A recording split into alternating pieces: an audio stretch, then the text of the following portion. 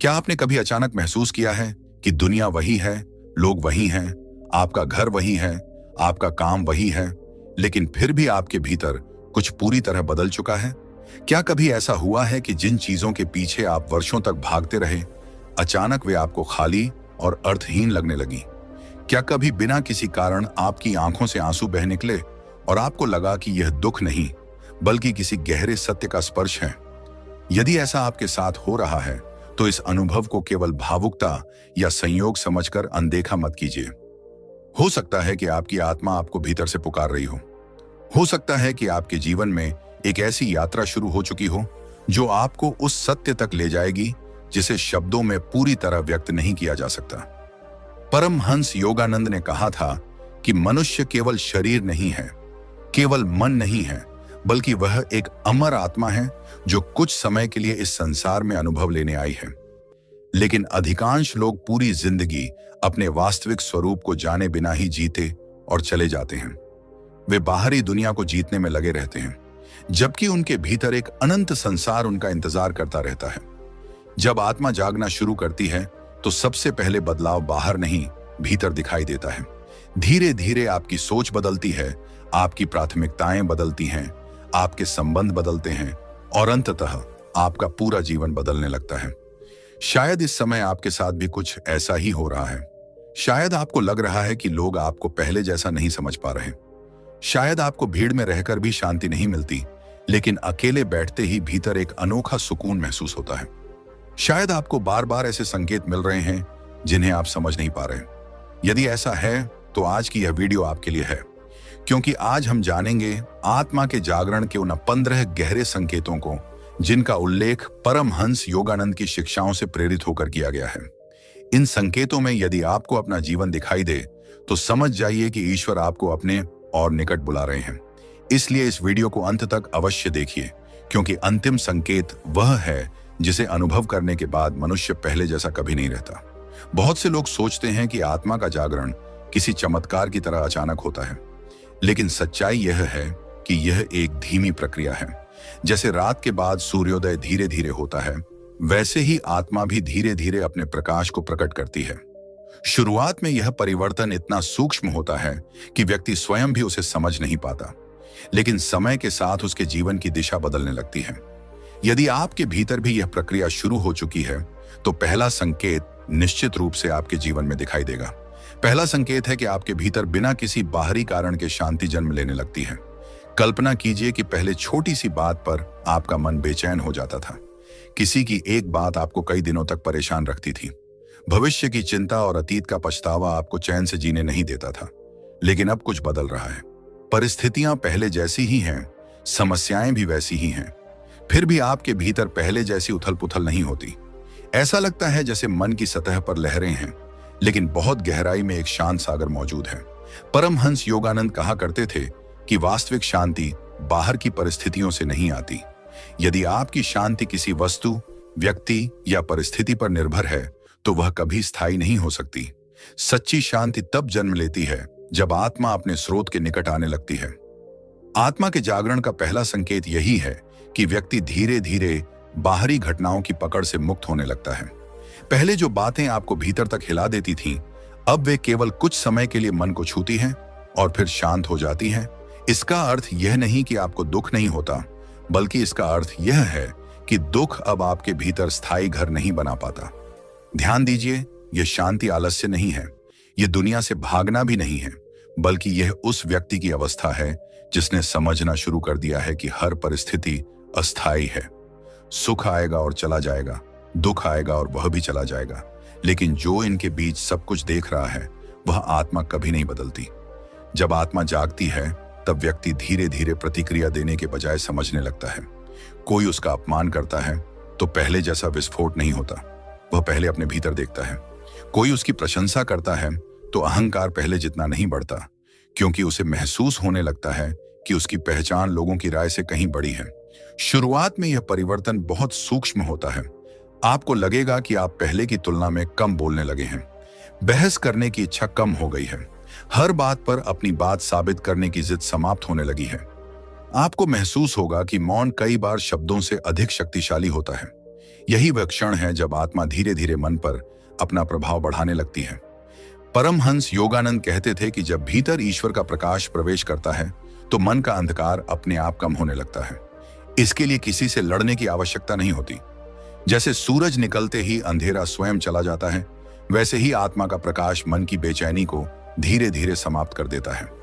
यदि आप पिछले कुछ महीनों या वर्षों में अपने भीतर ऐसी शांति महसूस कर रहे हैं तो इसे साधारण परिवर्तन मत समझिए। यह संभव है कि आपकी आत्मा जागने लगी हो। यह वह उपहार है जिसे धन से नहीं खरीदा जा सकता और जिसे कोई दूसरा व्यक्ति आपको दे भी नहीं सकता। लेकिन आत्मा का जागरण केवल शांति तक सीमित नहीं रहता। इसके बाद एक और गहरा परिवर्तन शुरू होता है। यह परिवर्तन आपके जीवन की दिशा ही बदल देता है। आपको अकेले रहना अच्छा लगने लगता है। पहले अकेलापन आपको डराता था। जैसे ही आप अकेले होते, तुरंत मोबाइल उठा लेते, किसी से बात करने लगते या टीवी चला देते। आपको लगता था कि यदि बाहर कोई शोर नहीं होगा तो भीतर की आवाजें सुनाई देने लगेंगी। इसलिए आप हर समय खुद को किसी न किसी व्यस्तता में रखते थे। लेकिन अब स्थिति बदल रही है। अब जब आपको थोड़ा समय मिलता है तो आप शांति से बैठना चाहते हैं। आपको बिना किसी कारण आकाश को देखना अच्छा लगता है, पेड़ों के बीच चलना अच्छा लगता है। सुबह की हवा, पक्षियों की आवाज, मंदिर की घंटियां या केवल मौन, ये सब पहले की तुलना में कहीं अधिक सुंदर लगने लगे हैं। ध्यान रखिए, यह लोगों से नफरत नहीं है, यह समाज से भागना भी नहीं है। यह उस आत्मा की पुकार है जो पहली बार स्वयं से मिलना चाहती है। परमहंस योगानंद कहते थे कि जब तक मनुष्य स्वयं के साथ सहज नहीं हो सकता, तब तक वह ईश्वर के साथ भी सहज नहीं हो सकता, क्योंकि ईश्वर की सबसे सूक्ष्म आवाज केवल मौन में ही सुनी जा सकती है। आज अधिकांश लोग अकेले होने से डरते हैं, लेकिन जो आत्मा जाग रही होती है वह अकेलेपन को सजा नहीं, साधना समझने लगती है। आप देखेंगे कि पहले जिन जगहों पर जाकर आपको बहुत आनंद आता था, अब वहां भी आपका मन अधिक देर नहीं टिकता। इसके विपरीत किसी शांत स्थान पर कुछ मिनट बैठना आपको भीतर से ऊर्जा से भर देता है। धीरे धीरे आप अपने विचारों को देखने लगते हैं। आपको पता चलता है कि मन हर समय कुछ ना कुछ सोचता रहता है, लेकिन पहली बार आपको यह भी महसूस होता है कि आप अपने विचार नहीं हैं, आप वह हैं जो विचारों को देख रहे हैं। यही आत्म जागरण की शुरुआत है। जब यह अनुभव गहरा होने लगता है तो व्यक्ति बाहरी मनोरंजन से अधिक भीतर की यात्रा में रुचि लेने लगता है। वह आध्यात्मिक पुस्तकों की ओर आकर्षित होता है, ध्यान सीखना चाहता है। प्रार्थना केवल मांगने का माध्यम नहीं रह जाती, बल्कि ईश्वर से मिलने का मार्ग बन जाती है। धीरे धीरे उसे समझ आने लगता है कि सबसे बड़ी यात्रा किसी देश या शहर की नहीं, बल्कि स्वयं के भीतर की है। यदि पिछले कुछ समय से आपको भी बिना किसी कारण अकेले बैठना अच्छा लगने लगा है, यदि मौन अब आपको बोझ नहीं बल्कि मित्र जैसा लगने लगा है, यदि प्रकृति के बीच बैठकर आपका मन अपने आप शांत हो जाता है, तो इसे हल्के में मत लीजिए। यह संभव है कि आपकी आत्मा आपको भीतर की ओर बुला रही हो, और यही वह क्षण होता है जहां से मनुष्य का वास्तविक परिवर्तन शुरू होता है। बाहर से देखने वाले लोगों को लगता है कि वह बदल गया है, लेकिन सच्चाई यह होती है कि वह पहली बार अपने वास्तविक स्वरूप के निकट पहुंच रहा होता है। लेकिन आत्मा के जागरण का सफर यही नहीं रुकता। जब व्यक्ति भीतर की शांति और मौन का स्वाद चख लेता है, तब उसके जीवन में एक और बड़ा परिवर्तन आता है। वह उन चीजों का आकर्षण खोने लगता है जिनके पीछे कभी पूरी दुनिया दौड़ती थी। और यही तीसरा संकेत है जिसके बारे में हम अगले भाग में विस्तार से जानेंगे। जब मनुष्य के भीतर शांति जन्म लेने लगती है और वह स्वयं के साथ समय बिताने में आनंद अनुभव करने लगता है, तब उसकी चेतना में एक और गहरा परिवर्तन शुरू होता है। यह परिवर्तन बाहर से देखने पर बहुत छोटा लगता है, लेकिन वास्तव में यही वह मोड़ होता है जहां से आत्मा संसार की पकड़ को धीरे धीरे ढीला करना शुरू कर देती है।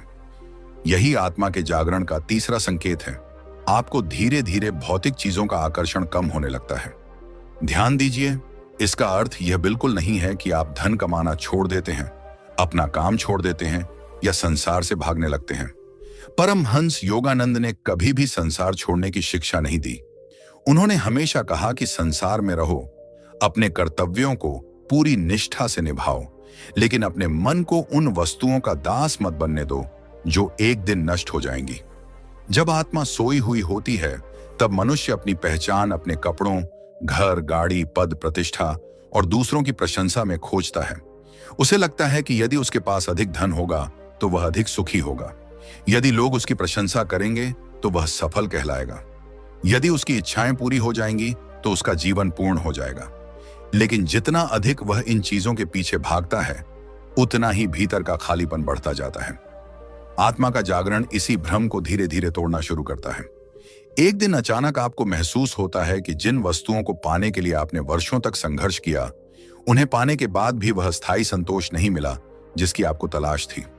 कुछ समय के लिए खुशी मिली, लेकिन फिर मन ने किसी नई इच्छा को जन्म दे दिया। तब पहली बार आपके भीतर यह प्रश्न उठता है कि यदि हर इच्छा पूरी होने के बाद भी नई इच्छा पैदा हो जाती है, तो वास्तविक संतोष आखिर कहां है? यही प्रश्न आत्मिक यात्रा का द्वार खोलता है। परमहंस योगानंद कहते थे कि इच्छाएं समुद्र के खारे पानी की तरह होती हैं। जितना अधिक मनुष्य उन्हें पीता है, उतनी ही अधिक प्यास बढ़ती जाती है। केवल ईश्वर का अनुभव ही ऐसी तृप्ति देता है जिसके बाद मन बार बार बाहर नहीं भागता। धीरे धीरे आपको महसूस होने लगता है कि पहले जिस वस्तु को पाने के लिए आप बेचैन रहते थे, अब उसके बिना भी आप सहज हैं। पहले नए कपड़े, नया मोबाइल, नई गाड़ी या दूसरों से आगे निकलने की इच्छा आपके मन पर हावी रहती थी। अब आप इन सब का उपयोग तो करते हैं, लेकिन इनके बिना स्वयं को अधूरा महसूस नहीं करते। यह बहुत बड़ा परिवर्तन है, क्योंकि आत्मा जागने का अर्थ ही है कि आपकी पहचान बाहर से हटकर भीतर स्थापित होने लगे। अब यदि कोई आपकी प्रशंसा करता है तो अच्छा लगता है, लेकिन आप उसी पर निर्भर नहीं रहते। यदि कोई आलोचना करता है तो कुछ क्षण मन प्रभावित होता है, लेकिन फिर भीतर से एक आवाज आती है कि लोगों की राय बदलती रहती है, इसलिए अपने मूल्य का निर्णय उनसे मत करवाओ। यही वह स्वतंत्रता है जिसकी खोज हर मनुष्य करता है। आज पूरी दुनिया तुलना में जी रही है। कोई अपने पड़ोसी से तुलना कर रहा है, कोई अपने सहकर्मी से, कोई सोशल मीडिया पर दिखाई देने वाली तस्वीरों से। लेकिन जो आत्मा जागने लगती है, वह समझ जाती है कि तुलना केवल दुख को जन्म देती है। अब आपको किसी से बड़ा बनने की नहीं, बल्कि पहले से बेहतर इंसान बनने की इच्छा होती है। आप धीरे धीरे सरल जीवन की ओर आकर्षित होने लगते हैं। दिखावे से दूरी बनने लगती है।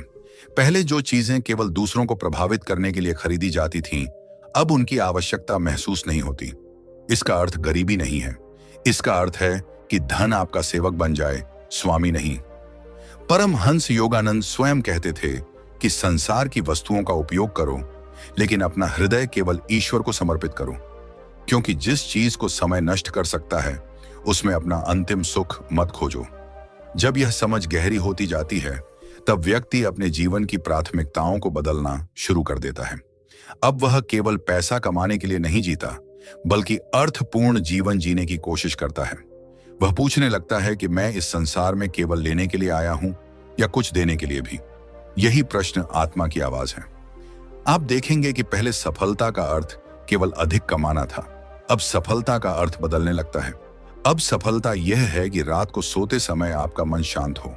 सफलता यह है कि किसी की सहायता करके आपके भीतर आनंद पैदा हो। सफलता यह है कि आपका अंतःकरण आपको दोषी न ठहराए। यह परिवर्तन बाहर से छोटा दिखाई देता है, लेकिन भीतर से यह पूरे जीवन की दिशा बदल देता है।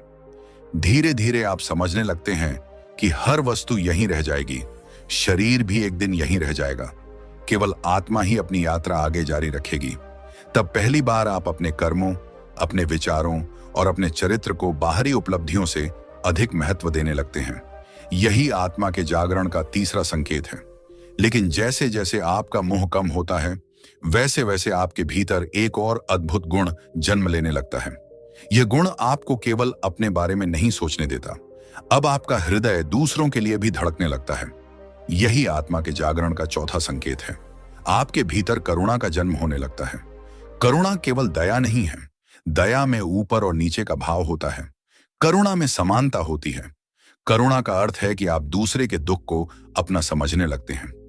पहले यदि कोई दुखी व्यक्ति दिखाई देता था तो शायद आप कुछ क्षण सोचकर आगे बढ़ जाते थे, लेकिन अब किसी की आंखों में आंसू देखकर आपका अपना हृदय भी भीगने लगता है।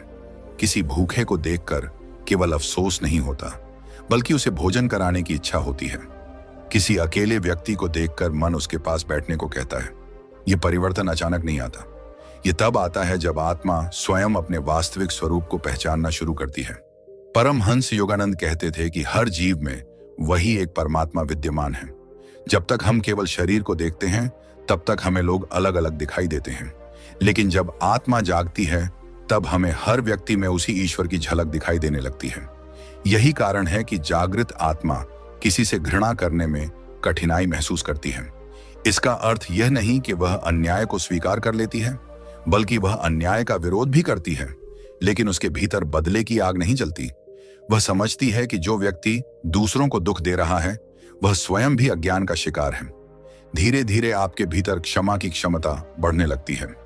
पहले जो व्यक्ति वर्षों तक आपके मन में बोझ बनकर रहता था, अब आप उसे छोड़ देने की इच्छा महसूस करते हैं, क्योंकि आपको समझ आने लगता है कि किसी के प्रति नफरत रखने से सबसे अधिक नुकसान आपका अपना मन उठाता है। करुणा का अर्थ यह नहीं कि आप कमजोर हो गए हैं, बल्कि करुणा सबसे बड़ी शक्ति है।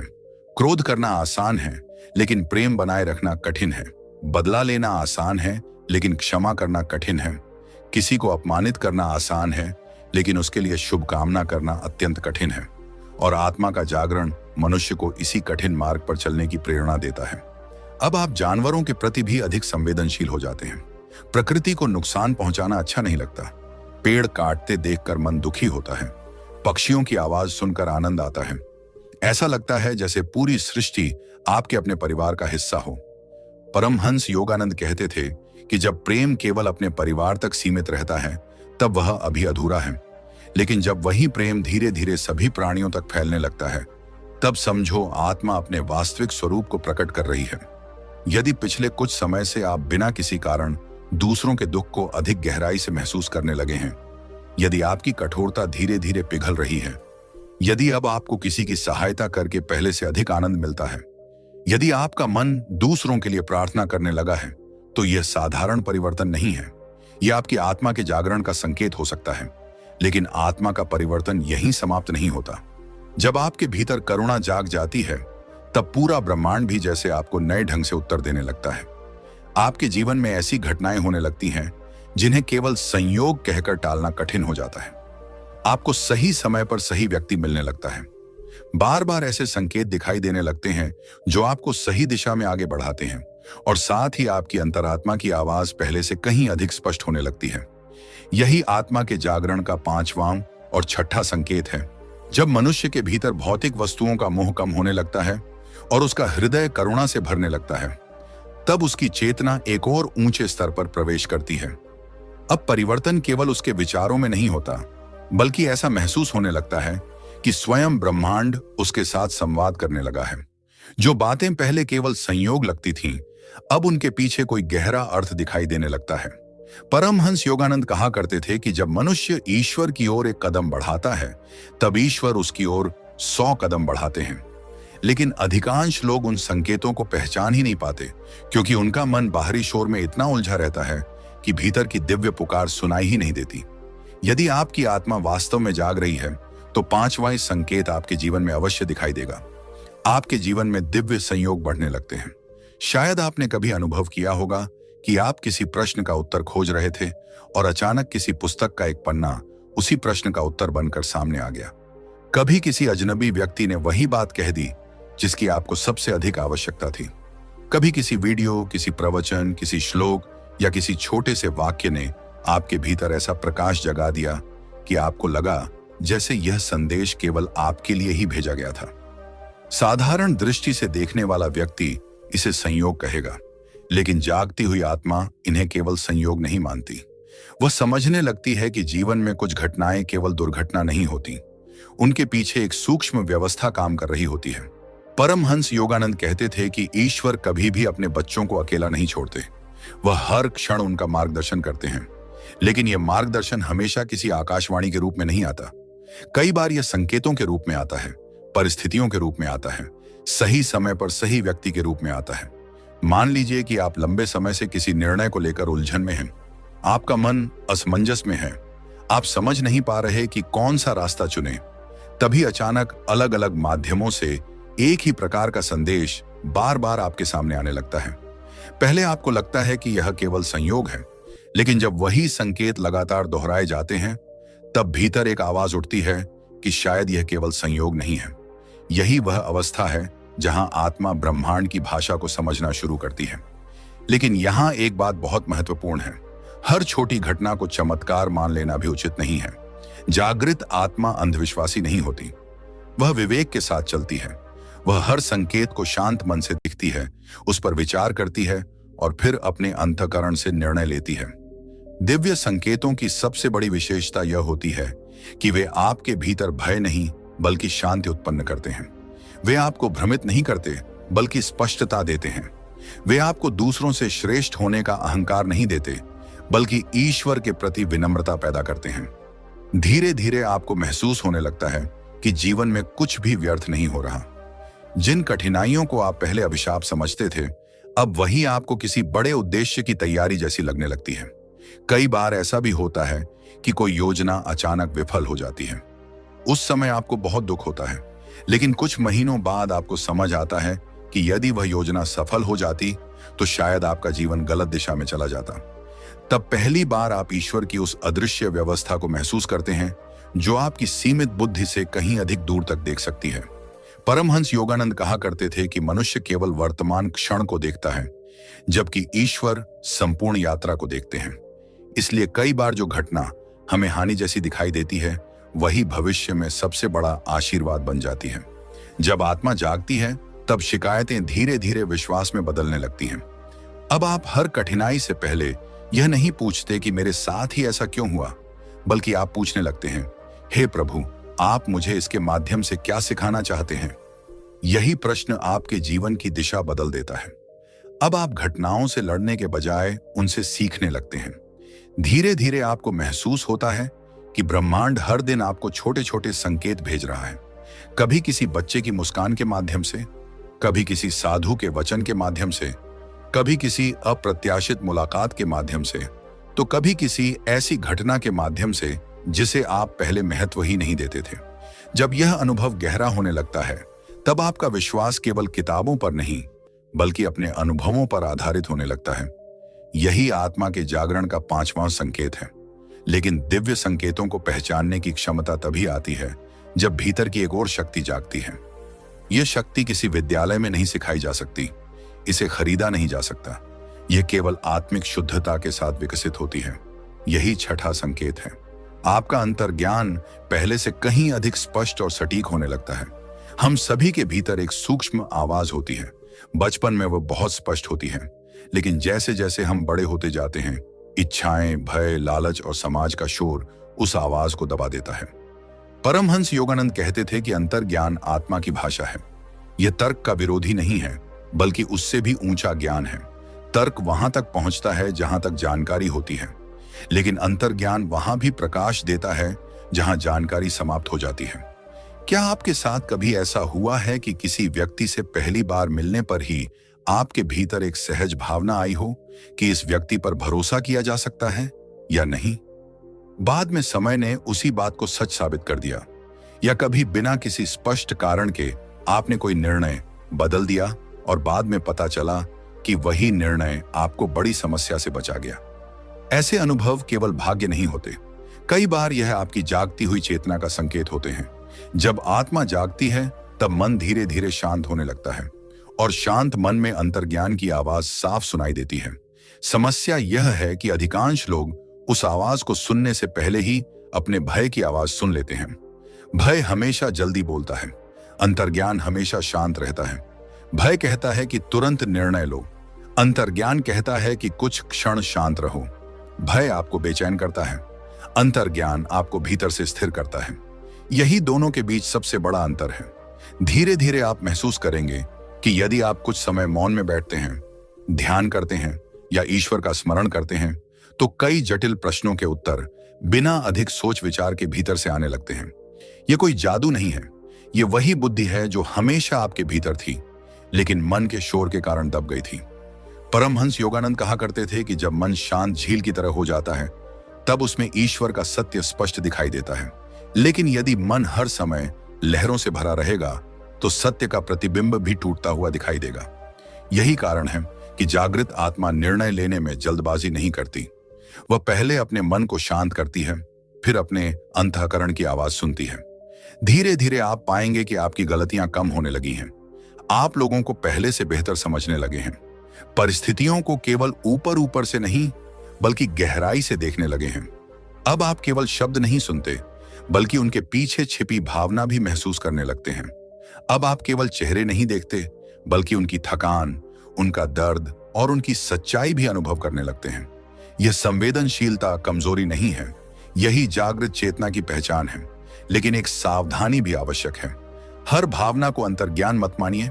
यदि मन क्रोध, ईर्ष्या, भय या अहंकार से भरा है, तो उसकी आवाज अंतर्ज्ञान नहीं होती। सच्चा अंतर्ज्ञान हमेशा शांत, प्रेमपूर्ण और स्पष्ट होता है। वह कभी आपको किसी का अहित करने के लिए प्रेरित नहीं करता। वह कभी आपके भीतर घृणा नहीं बढ़ाता। वह हमेशा आपको सत्य, करुणा और धैर्य की दिशा में ले जाता है। जितना अधिक आपका जीवन पवित्र विचारों, सच्चाई और ईश्वर के स्मरण से भरता जाएगा, उतना ही आपका अंतर्ज्ञान भी शुद्ध होता जाएगा। तब आपको महसूस होगा कि जीवन पहले जितना कठिन नहीं रहा। समस्याएं अभी भी आएंगी, लेकिन अब आप उनके सामने पहले की तरह टूटेंगे नहीं, क्योंकि आपको पता होगा कि भीतर कोई ऐसी शक्ति जाग चुकी है जो सही समय पर सही दिशा दिखा देगी।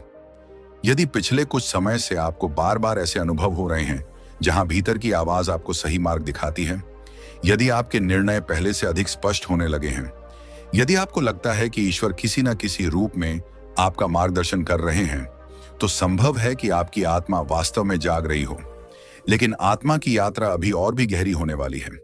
जब अंतर्ज्ञान मजबूत हो जाता है, तब जीवन में एक बड़ा परिवर्तन और आता है। कुछ पुराने रिश्ते अपने आप दूर होने लगते हैं। कुछ लोग बिना किसी झगड़े के आपकी यात्रा से अलग हो जाते हैं, जबकि कुछ नए लोग आपके जीवन में प्रवेश करते हैं, जिनका उद्देश्य केवल मित्रता नहीं, बल्कि आपकी चेतना को आगे बढ़ाना होता है। उसी समय आपके भीतर सत्य को जानने की ऐसी प्यास जागती है जिसे कोई सांसारिक उपलब्धि शांत नहीं कर सकती। यही आत्मा के जागरण का 7वां और 8वां संकेत है।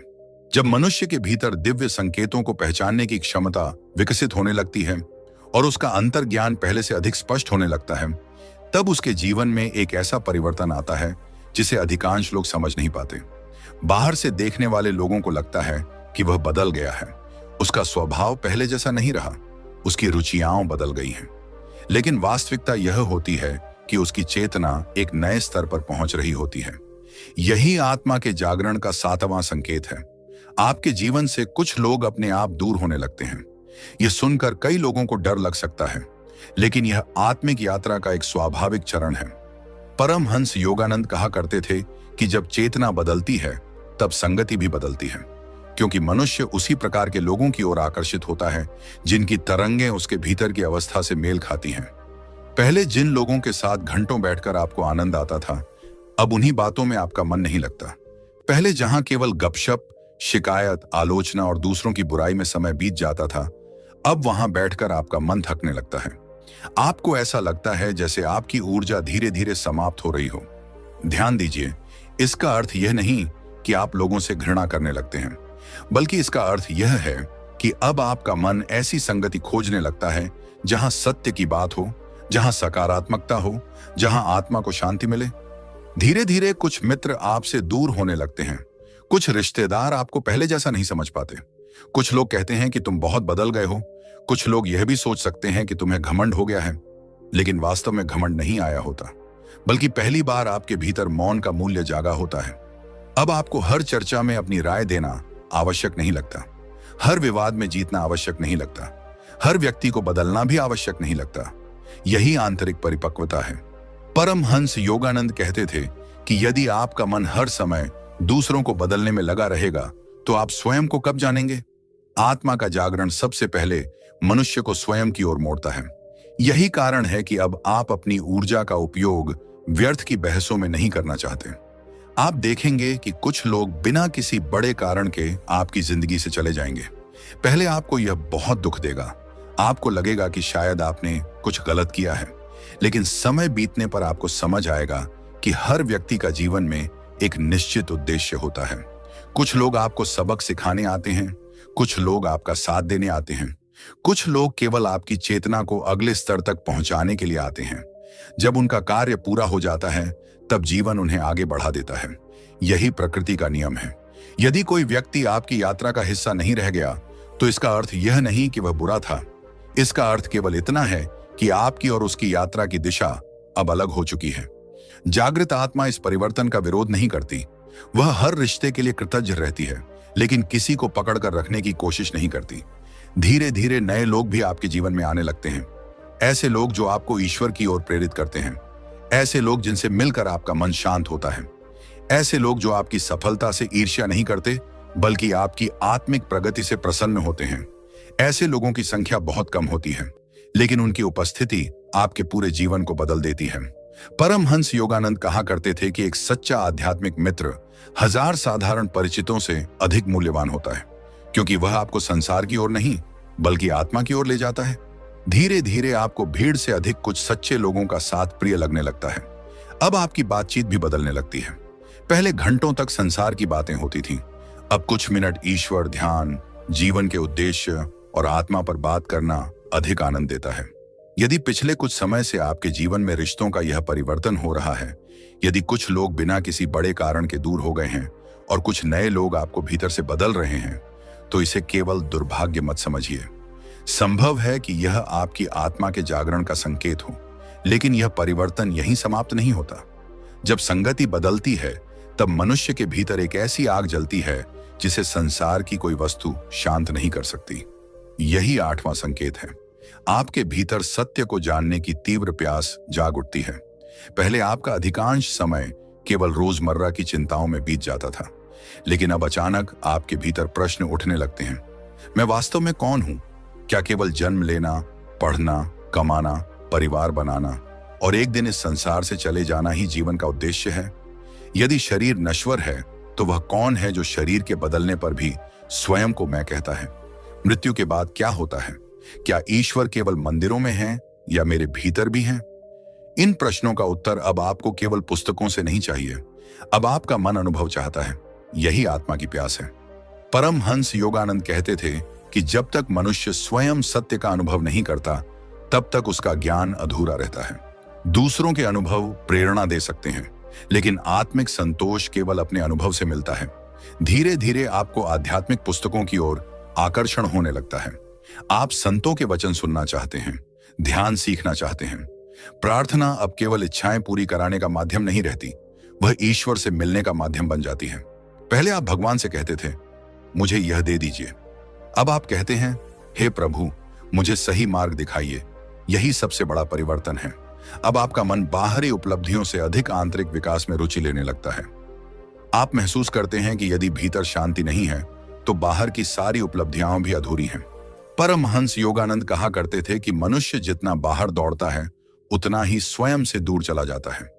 लेकिन जैसे ही वह भीतर की यात्रा शुरू करता है, उसे वह खजाना मिल जाता है जिसकी तलाश वह पूरी दुनिया में कर रहा था। धीरे धीरे आपको महसूस होगा कि समय का मूल्य बदल गया है। पहले घंटों तक बिना उद्देश्य मोबाइल चलाना आसान था, अब वही समय व्यर्थ लगने लगता है। अब आप कुछ ऐसा पढ़ना चाहते हैं जो चेतना को ऊंचा उठाए, कुछ ऐसा सुनना चाहते हैं जो मन को निर्मल करे, कुछ ऐसा करना चाहते हैं जिससे आत्मा प्रसन्न हो। यही आत्मिक परिपक्वता है। अब आप केवल जानकारी नहीं चाहते, आप परिवर्तन चाहते हैं। अब केवल ज्ञान सुनना पर्याप्त नहीं लगता, आप उसे जीवन में उतारना चाहते हैं। यही वह क्षण है जब आध्यात्मिक यात्रा वास्तव में शुरू होती है, क्योंकि ज्ञान सुनना आसान है, ज्ञान को जीना कठिन है। धीरे धीरे आपका अहंकार भी टूटने लगता है। पहले आपको लगता था कि आप बहुत कुछ जानते हैं, अब जितना अधिक सीखते हैं, उतना ही महसूस होता है कि अभी बहुत कुछ जानना बाकी है। यही सच्चे ज्ञान की पहचान है। अज्ञान मनुष्य को अहंकारी बनाता है, ज्ञान मनुष्य को विनम्र बनाता है। परमहंस योगानंद स्वयं अत्यंत विद्वान थे, लेकिन उनकी सबसे बड़ी विशेषता उनका विनम्र हृदय था। वे कहते थे कि जितना मनुष्य ईश्वर के निकट पहुंचता है, उतना ही उसका अहंकार समाप्त होता जाता है। यदि आपके भीतर भी सत्य को जानने की ऐसी प्यास जाग चुकी है जिसे कोई सांसारिक वस्तु शांत नहीं कर पा रही, यदि आपका मन बार बार ध्यान, प्रार्थना, आध्यात्मिक ज्ञान और आत्मचिंतन की ओर जा रहा है, यदि अब आपका सबसे बड़ा प्रश्न यह बन गया है कि मैं वास्तव में कौन हूं, तो समझ लीजिए कि आपकी आत्मा आपको उसके वास्तविक घर की ओर बुला रही है। लेकिन आत्मा की यात्रा अभी और भी अद्भुत होने वाली है। जब सत्य की यह प्यास और गहरी होती है, तब प्रकृति स्वयं आपको अपनी गोद में बुलाने लगती है। पेड़, आकाश, नदियां, पर्वत और पक्षियों की आवाज केवल दृश्य नहीं रह जाते, बल्कि उनमें भी ईश्वर की उपस्थिति महसूस होने लगती है। उसी समय आपके भीतर एक और दिव्य परिवर्तन जन्म लेता है। आप उन लोगों को भी क्षमा करने लगते हैं जिन्होंने कभी आपको सबसे अधिक पीड़ा दी थी। यही आत्मा के जागरण का 9वां और 10वां संकेत है। जब मनुष्य के भीतर सत्य की प्यास जाग जाती है, तब उसका संबंध केवल पुस्तकों, प्रवचनों और ध्यान तक सीमित नहीं रहता। धीरे धीरे उसे महसूस होने लगता है कि ईश्वर केवल मंदिरों की मूर्तियों में नहीं है, बल्कि इस पूरी सृष्टि में व्याप्त है। जिस प्रकृति को वह पहले केवल सुंदर दृश्य समझता था, अब वही उसके लिए जीवित उपस्थिति बन जाती है। यही आत्मा के जागरण का 9वां संकेत है। आपको प्रकृति और ईश्वर से गहरा जुड़ाव महसूस होने लगता है। पहले सूर्योदय केवल दिन की शुरुआत था, अब वही सूर्योदय आपको ऐसा लगता है जैसे स्वयं ईश्वर प्रकाश के रूप में धरती को स्पर्श कर रहे हों। पहले वर्षा केवल मौसम का परिवर्तन थी, अब उसकी हर बूंद में आपको जीवन का संगीत सुनाई देने लगता है। पहले पक्षियों की आवाज सामान्य लगती थी, अब वही ध्वनि आपके भीतर एक अजीब सी शांति भर देती है। यह परिवर्तन बाहर नहीं हुआ है, यह आपके भीतर हुआ है। परमहंस योगानंद कहा करते थे कि जब मनुष्य की चेतना शुद्ध होने लगती है, तब वह सृष्टि को नई आंखों से देखने लगता है। पहले जहां उसे केवल वस्तुएं दिखाई देती थीं, अब वहां उसे ईश्वर की उपस्थिति दिखाई देने लगती है। यही कारण है कि जागृत आत्मा को प्रकृति के बीच बैठना इतना प्रिय लगता है। वह घंटों किसी नदी के किनारे बैठ सकती है, वह पेड़ की छाया में बिना कुछ किए आनंद महसूस कर सकती है, वह आकाश को देखकर भी भीतर से भर सकती है, क्योंकि अब उसका आनंद किसी घटना पर निर्भर नहीं रहता, अब उसका आनंद अस्तित्व से जुड़ने में है। आज अधिकांश लोग प्रकृति के बीच भी मोबाइल में व्यस्त रहते हैं, लेकिन जिसकी आत्मा जाग रही होती है, वह पहली बार प्रकृति को सचमुच देखना शुरू करता है। वह पत्तों की हलचल में भी संगीत सुनता है, वह हवा के स्पर्श में भी ईश्वर का आशीर्वाद महसूस करता है, वह मिट्टी की सुगंध में भी जीवन का संदेश पढ़ता है। धीरे धीरे उसे समझ आने लगता है कि पूरी सृष्टि एक ही चेतना से बनी है। मनुष्य, पशु, पक्षी, वृक्ष, पर्वत, नदियां, सब उसी एक परम स्रोत की अभिव्यक्तियां हैं। यही समझ अहंकार को धीरे धीरे समाप्त करती है। जब तक मनुष्य स्वयं को सबसे अलग मानता है, तब तक संघर्ष बना रहता है, लेकिन जैसे ही उसे महसूस होता है कि वह भी उसी अनंत चेतना का एक अंश है, वैसे ही उसके भीतर विनम्रता जन्म लेने लगती है। परमहंस योगानंद कहते थे कि ईश्वर को खोजने के लिए केवल आंखें बंद करना पर्याप्त नहीं है। यदि तुम्हारी आंखें खुली हों और फिर भी तुम्हें हर जीव में ईश्वर दिखाई देने लगे, तभी समझो कि तुम्हारी साधना सही दिशा में बढ़ रही है। यही कारण है कि जागृत आत्मा प्रकृति का सम्मान करती है। वह पेड़ों को केवल लकड़ी नहीं मानती, नदियों को केवल पानी नहीं मानती, पृथ्वी को केवल भूमि नहीं मानती, वह इन सब में जीवन देखती है। धीरे धीरे आपके भीतर कृतज्ञता बढ़ने लगती है। सुबह उठते ही आपको लगता है कि एक और दिन मिला है, सांस चल रही है, हृदय धड़क रहा है, सूरज फिर उगा है। यह सब अपने आप नहीं है, यह किसी महान शक्ति की कृपा है। पहले जिन चीजों को आप सामान्य समझते थे, अब वही सबसे बड़े चमत्कार लगने लगती हैं। परमहंस योगानंद कहा करते थे कि कृतज्ञता वह द्वार है जिससे ईश्वर की कृपा मनुष्य के जीवन में और अधिक प्रवाहित होती है। जो व्यक्ति हर समय केवल शिकायत करता रहता है, उसका मन कृपा को पहचान ही नहीं पाता। लेकिन जो छोटी छोटी बातों के लिए भी धन्यवाद देता है, उसका हृदय धीरे धीरे प्रकाश से भरने लगता है। यही कारण है कि जागृत आत्मा हर परिस्थिति में कुछ न कुछ सीखने की कोशिश करती है। सुख मिले तो धन्यवाद, दुख मिले तो भी धन्यवाद, क्योंकि दोनों ही आत्मा को आगे बढ़ाने आए हैं। धीरे धीरे आपका विश्वास परिस्थितियों पर नहीं, ईश्वर पर टिकने लगता है, और यही विश्वास आपको हर कठिन समय में संभालता है। लेकिन प्रकृति से यह जुड़ाव आपके भीतर एक और अद्भुत परिवर्तन लाता है। जब आपको हर जीव में ईश्वर दिखाई देने लगता है, तब किसी के प्रति घृणा बनाए रखना कठिन हो जाता है। यही आत्मा के जागरण का 10वां संकेत है। आपके भीतर क्षमा करने की शक्ति विकसित होने लगती है। क्षमा करना दुनिया के सबसे कठिन कार्यों में से एक है, क्योंकि हमारा अहंकार बार बार हमें याद दिलाता है कि किसने हमारे साथ क्या किया।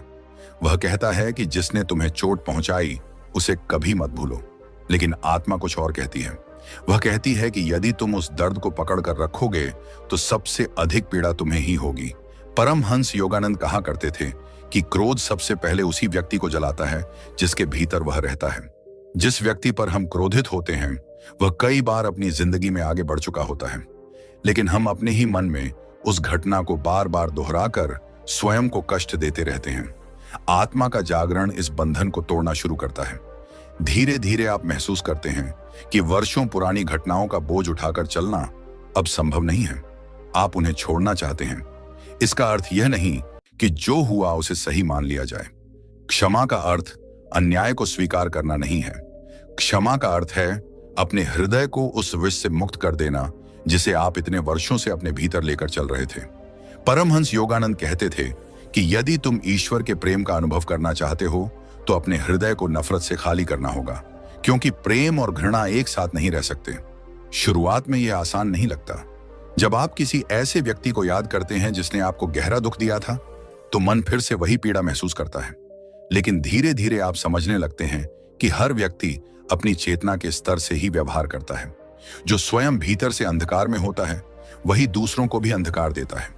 यह समझ बदले की भावना को कम करने लगती है। अब आप प्रार्थना करने लगते हैं, सिर्फ अपने लिए नहीं, उन लोगों के लिए भी जिन्होंने कभी आपका दिल दुखाया था। यही जागृत आत्मा की पहचान है, क्योंकि वह जानती है कि घृणा से घृणा समाप्त नहीं होती। प्रेम ही अंततः अंधकार को मिटाता है। परमहंस योगानंद स्वयं अपने विरोधियों के लिए भी शुभकामनाएं करते थे। वे कहते थे कि यदि कोई तुम्हें चोट पहुंचाए तो पहले अपने मन को शांत करो, क्योंकि अशांत मन कभी सही निर्णय नहीं ले सकता। धीरे धीरे आपको महसूस होगा कि जिन लोगों को देखकर पहले आपके भीतर क्रोध उठता था, अब उनके लिए केवल करुणा रह गई है। आप समझने लगते हैं कि हर व्यक्ति अपनी अपनी पीड़ा लेकर चल रहा है। कोई अपने अहंकार से लड़ रहा है, कोई अपने भय से, कोई अपने लालच से, कोई अपने अज्ञान से। यह समझ आपके हृदय को नरम बना देती है। अब आप दूसरों की गलतियों को देखकर तुरंत निर्णय नहीं सुनाते, पहले समझने की कोशिश करते हैं। यही आध्यात्मिक परिपक्वता है। धीरे धीरे आपको महसूस होगा कि क्षमा करने के बाद सबसे अधिक हल्कापन आपको ही मिला है। जैसे वर्षों से कंधों पर रखा कोई भारी बोझ उतर गया हो, जैसे मन के भीतर की गांठ खुल गई हो, जैसे सांस पहले से अधिक गहरी हो गई हो। यही क्षमा का चमत्कार है। यह सामने वाले को मुक्त करने से पहले आपको मुक्त करती है। यदि पिछले कुछ समय से आप उन लोगों को भी छोड़ देना चाहते हैं जिन्होंने कभी आपको सबसे अधिक दुख दिया था, यदि अब आपका मन बदले से अधिक शांति चाहता है, यदि अब आप हर व्यक्ति में उसके कर्मों के पीछे छिपी पीड़ा को देखने लगे हैं, तो समझ लीजिए कि आपकी आत्मा वास्तव में जागने लगी है। लेकिन आत्मा की यात्रा अभी अपने सबसे महत्वपूर्ण मोड़ की ओर बढ़ रही है। जब मनुष्य प्रकृति में ईश्वर को देखने लगता है और उसके हृदय से घृणा का बोझ उतरने लगता है, तब उसके भीतर सबसे बड़ा परिवर्तन जन्म लेता है। वह भविष्य के भय और मृत्यु की चिंता से धीरे धीरे मुक्त होने लगता है। साथ ही उसका मन स्वतः ध्यान, मौन और ईश्वर के स्मरण में डूबने लगता है। अब साधना उसे प्रयास नहीं लगती, बल्कि उसकी स्वाभाविक अवस्था बनने लगती है। यही आत्मा के जागरण का 11वां और 12वां संकेत है। जब मनुष्य के हृदय से घृणा का बोझ उतरने लगता है, जब वह प्रकृति में ईश्वर की उपस्थिति महसूस करने लगता है और क्षमा उसके स्वभाव का हिस्सा बनने लगती है, तब उसकी चेतना एक और ऊंचे स्तर पर पहुंचती है। अब परिवर्तन केवल उसके व्यवहार में नहीं होता, बल्कि उसके अस्तित्व की गहराइयों में होने लगता है। जिस भय ने वर्षों तक उसे बांध कर रखा था, वह धीरे धीरे अपनी शक्ति खोने लगता है, और उसी के साथ उसके भीतर ध्यान, मौन और ईश्वर के स्मरण की ऐसी प्यास जागती है जिसे संसार की कोई भी वस्तु शांत नहीं कर सकती। यही आत्मा के जागरण का 11वां और 12वां संकेत है। धीरे धीरे आपके भीतर का भय समाप्त होने लगता है। ध्यान दीजिए, इसका अर्थ यह नहीं कि आपके जीवन से सभी समस्याएं समाप्त हो जाती हैं। कठिनाइयां पहले की तरह आती हैं, चुनौतियां भी आती हैं, शरीर भी बीमार हो सकता है, आर्थिक उतार चढ़ाव भी हो सकते हैं, प्रिय लोगों से बिछड़ने का दुख भी आ सकता है। लेकिन इन सब के बीच एक चीज बदल जाती है, आपका दृष्टिकोण। परमहंस योगानंद कहा करते थे कि भय मनुष्य का सबसे बड़ा शत्रु है। भय मन की वह अवस्था है जो मनुष्य को उसकी वास्तविक शक्ति से दूर कर देती है। जब तक मनुष्य स्वयं को केवल शरीर मानता है, तब तक हर परिवर्तन उसे डराता है। उसे बीमारी का डर होता है, असफलता का डर होता है, अपमान का डर होता है, भविष्य का डर होता है, और सबसे बड़ा डर मृत्यु का होता है। लेकिन जैसे जैसे आत्मा जागने लगती है, मनुष्य पहली बार यह अनुभव करने लगता है कि वह केवल यह शरीर नहीं है। वह महसूस करता है कि शरीर बदल सकता है, परिस्थितियां बदल सकती हैं, रिश्ते बदल सकते हैं, लेकिन उसके भीतर कुछ ऐसा है जो कभी नहीं बदलता। यही आत्मा है। और जिस दिन यह अनुभव थोड़ा भी गहरा हो जाता है, उसी दिन भय की जड़ें कमजोर होने लगती हैं। पहले छोटी सी समस्या आपको पूरी रात जगाए रखती थी। भविष्य की चिंता बार बार मन में घूमती रहती थी। आप बार बार सोचते थे कि यदि ऐसा हो गया तो क्या होगा, यदि वैसा हो गया तो क्या होगा। लेकिन अब धीरे धीरे आप वर्तमान में जीना सीखने लगते हैं। आप समझने लगते हैं कि भविष्य की चिंता भविष्य को नहीं बदलती, वह केवल वर्तमान की शांति को छीन लेती है। परमहंस योगानंद कहते थे कि जो व्यक्ति हर क्षण ईश्वर पर विश्वास करता है, उसका भय धीरे धीरे समाप्त हो जाता है, क्योंकि उसे यह अनुभव होने लगता है कि वह अकेला नहीं है। यह विश्वास केवल शब्दों का विश्वास नहीं होता, यह अनुभव का विश्वास होता है। अब जब कोई कठिन परिस्थिति आती है तो पहले की तरह घबराहट नहीं होती। पहले भीतर से एक शांत आवाज आती है, जैसे पहले हर कठिन समय निकल गया, यह भी निकल जाएगा। यही आत्मा की आवाज है। धीरे धीरे आपको महसूस होगा कि लोगों की राय का डर भी कम होने लगा है। पहले आप हर निर्णय इसलिए लेते थे कि लोग क्या कहेंगे। अब आप पूछते हैं, क्या यह सही है? क्या यह मेरे अंतःकरण के अनुरूप है? यदि उत्तर हां है, तो लोगों की स्वीकृति उतनी आवश्यक नहीं रह जाती। यही आंतरिक स्वतंत्रता है। परमहंस योगानंद कहा करते थे कि यदि तुम्हारा विवेक शांत है और तुम्हारा हृदय ईश्वर के प्रति सच्चा है, तो पूरी दुनिया का विरोध भी तुम्हें डिगा नहीं सकता। धीरे धीरे असफलता का भय भी कम होने लगता है।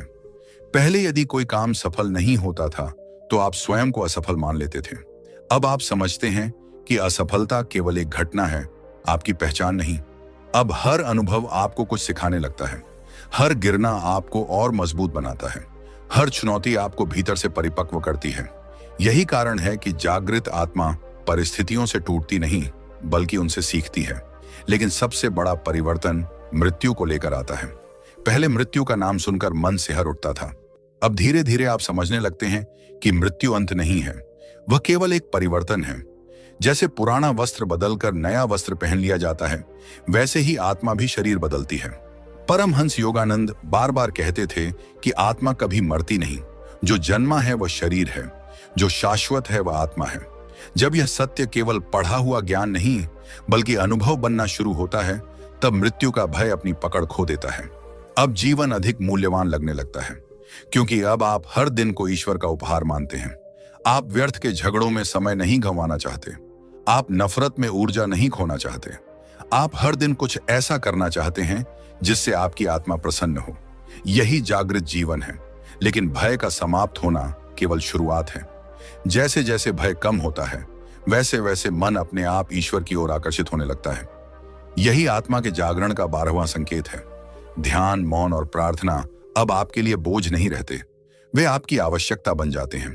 पहले यदि कोई कहता था कि रोज कुछ समय ध्यान करो, तो आपको लगता था कि यह बहुत कठिन काम है। मन एक जगह टिकता ही नहीं था। कुछ मिनट बैठना भी भारी लगता था। लेकिन अब स्थिति बदलने लगती है। अब बिना किसी दबाव के आपका मन स्वयं कुछ समय मौन में बैठना चाहता है। आप महसूस करते हैं कि दिन भर की भागदौड़ के बाद सबसे अधिक शांति आपको उसी समय मिलती है जब आप आंखें बंद करके ईश्वर का स्मरण करते हैं। परमहंस योगानंद कहा करते थे कि ध्यान आत्मा का भोजन है। जैसे शरीर को प्रतिदिन भोजन चाहिए, वैसे ही आत्मा को प्रतिदिन ईश्वर से जुड़ने का समय चाहिए। यदि शरीर को कई दिनों तक भोजन न मिले तो वह कमजोर हो जाता है। उसी प्रकार यदि आत्मा को ध्यान, प्रार्थना और मौन का स्पर्श न मिले तो मन बेचैन होने लगता है। धीरे धीरे आपको यह अंतर स्पष्ट दिखाई देने लगता है। जिस दिन ध्यान करते हैं उस दिन मन हल्का रहता है। जिस दिन नहीं करते उस दिन भीतर कुछ अधूरा सा लगता है। यही संकेत है कि आपकी चेतना ध्यान के महत्व को अनुभव करने लगी है। अब प्रार्थना भी बदल जाती है। पहले प्रार्थना केवल मांगने का माध्यम थी।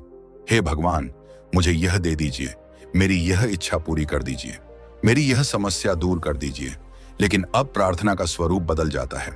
अब आप कहते हैं, हे प्रभु, मुझे आपकी इच्छा के अनुसार चलने की शक्ति दीजिए। मुझे सही और गलत में अंतर समझने का विवेक दीजिए। मुझे ऐसा हृदय दीजिए जो प्रेम से भरा हो। मुझे ऐसा मन दीजिए जो हर परिस्थिति में शांत रह सके। यही सच्ची प्रार्थना है। परमहंस योगानंद कहते थे कि ईश्वर को शब्दों से अधिक हृदय की सच्चाई प्रिय है।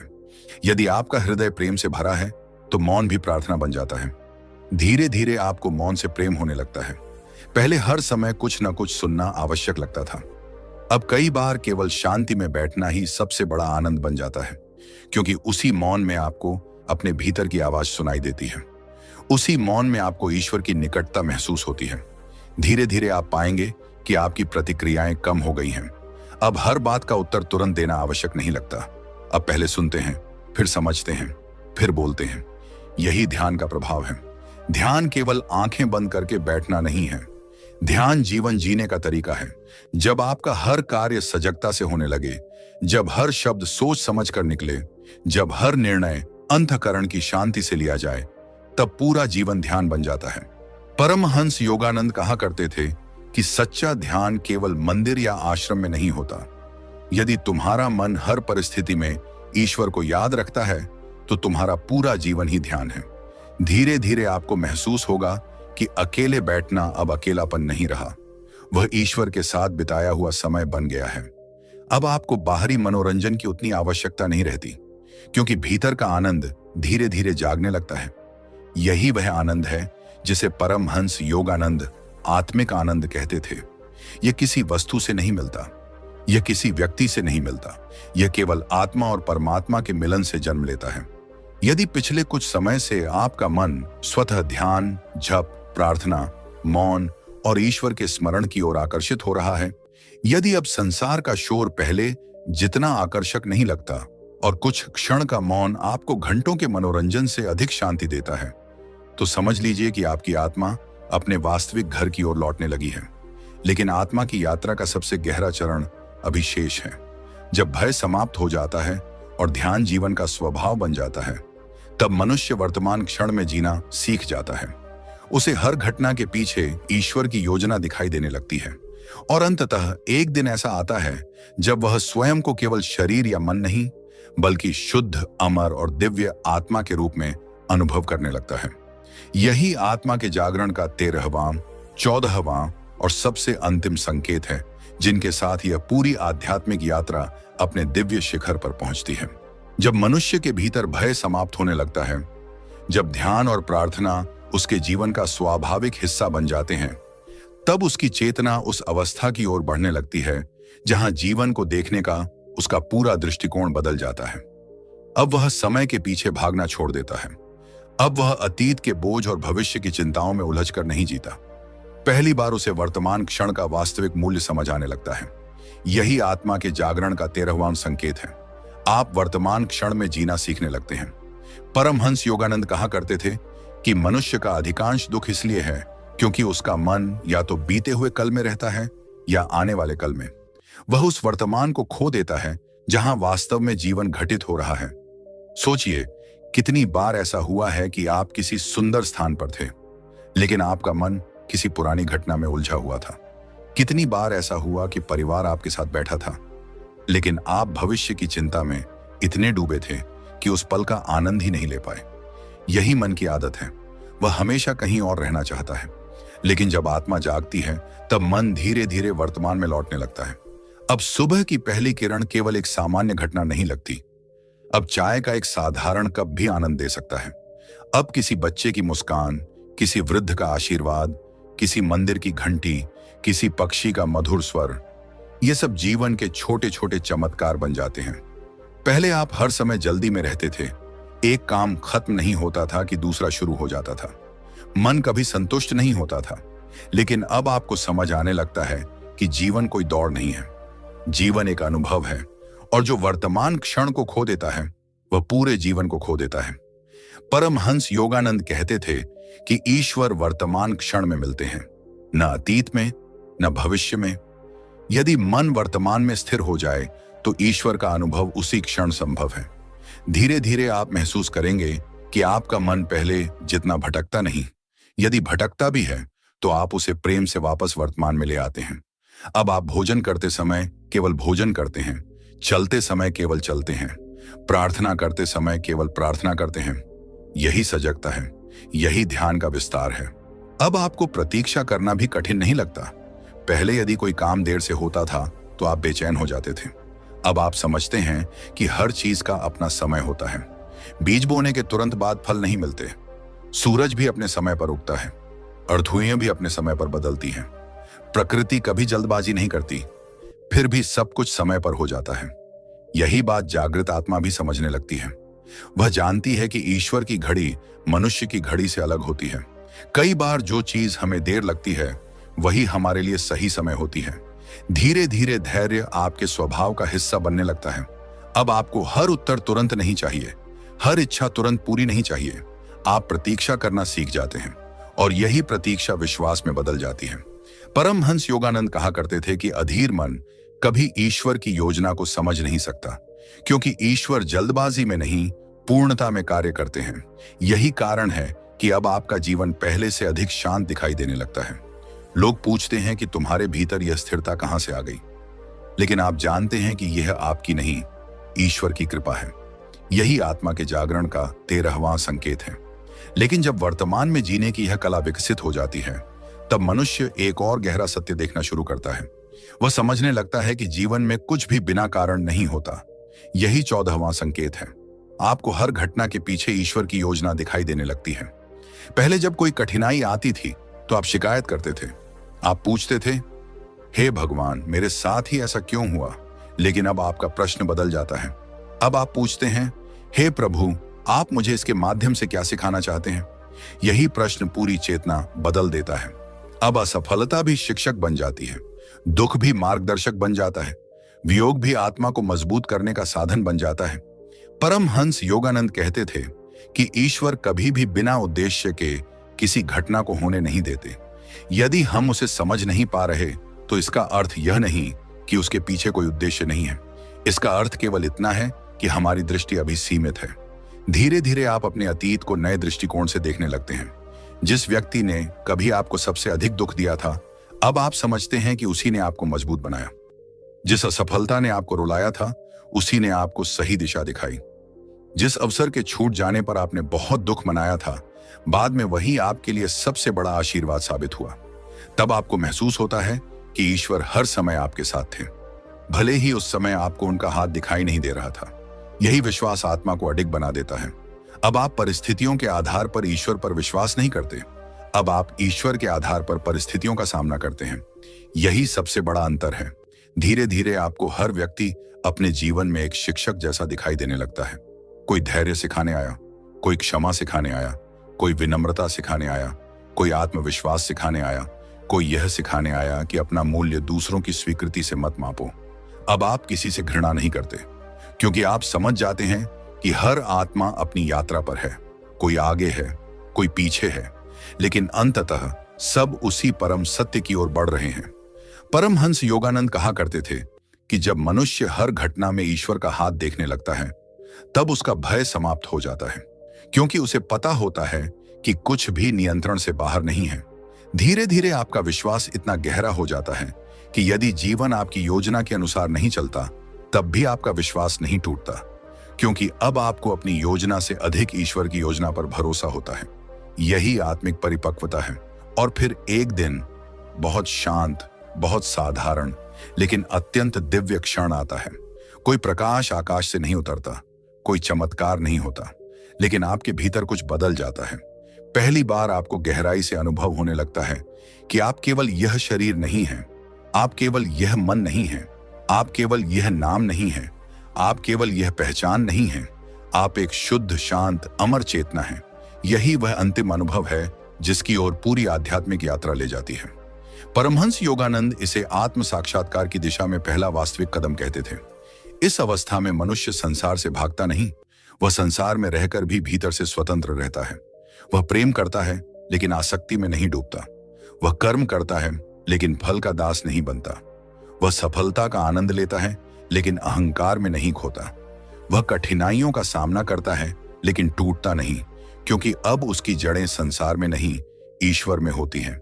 यदि इन 15 संकेतों में से कई संकेत आपको अपने जीवन में दिखाई दे रहे हैं, यदि आपका हृदय पहले से अधिक शांत, करुणामय, सजग और ईश्वर की ओर आकर्षित हो रहा है, तो संभव है कि आपकी आत्मा वास्तव में जागरण की पवित्र यात्रा पर आगे बढ़ चुकी है।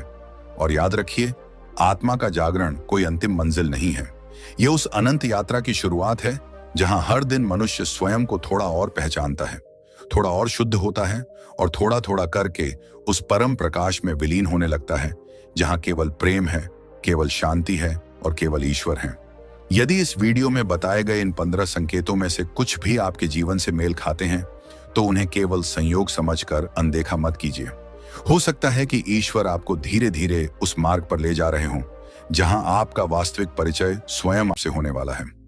याद रखिए, आत्मा का जागरण किसी एक दिन होने वाली घटना नहीं है। ये हर दिन थोड़ा थोड़ा करके होने वाला परिवर्तन है। हर प्रार्थना, हर सच्चा कर्म, हर क्षमा, हर ध्यान और हर पल की सजगता आपकी आत्मा को उसके वास्तविक स्वरूप के और निकट ले जाती है। परमहंस योगानंद का संदेश हमेशा यही था कि मनुष्य बाहर जितना खोजता है उसे कहीं अधिक खजाना उसके अपने भीतर छिपा हुआ है। जिस शांति की तलाश हम संसार में करते हैं वो पहले से ही हमारी आत्मा के भीतर मौजूद है। आवश्यकता केवल उसे पहचानने की है। इसीलिए अपने जीवन में आने वाले इन दिव्य संकेतों का सम्मान कीजिए, अपने अंतःकरण की आवाज सुनिए, प्रतिदिन कुछ समय मौन, ध्यान और ईश्वर के स्मरण में बिताइए, क्योंकि हो सकता है कि यही छोटे छोटे कदम आपको उस महान सत्य तक पहुंचा दें जिसकी खोज में आर्य, योगी और संत अपना पूरा जीवन लगा देते हैं। यदि आपको यह वीडियो प्रेरणादायक लगा हो तो इसे अपने उन परिवारजनों और मित्रों के साथ अवश्य साझा करें जो आध्यात्मिक मार्ग पर चलना चाहते हैं। वीडियो को लाइक करें, चैनल को सब्सक्राइब करें और कमेंट में केवल AUM, जय गुरु या राधे राधे अवश्य लिखें ताकि हम जान सकें कि आप भी इस दिव्य यात्रा के सहयात्री हैं। अंत में ईश्वर से यही प्रार्थना है कि आपके जीवन में सदैव सत्य का प्रकाश बना रहे, आपका मन शांत रहे, आपका हृदय प्रेम से भरा रहे और आपकी आत्मा निरंतर परमात्मा की ओर अग्रसर होती रहे। राधे राधे।